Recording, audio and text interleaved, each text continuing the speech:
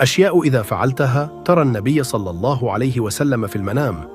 إذا كنت تريد رؤية النبي في المنام، ضع لايك واشتراك بالقناة واكتب حبيبي يا رسول الله. أشياء تزيد من فرصة رؤية النبي في المنام. أولاً، الإكثار من الصلاة على النبي.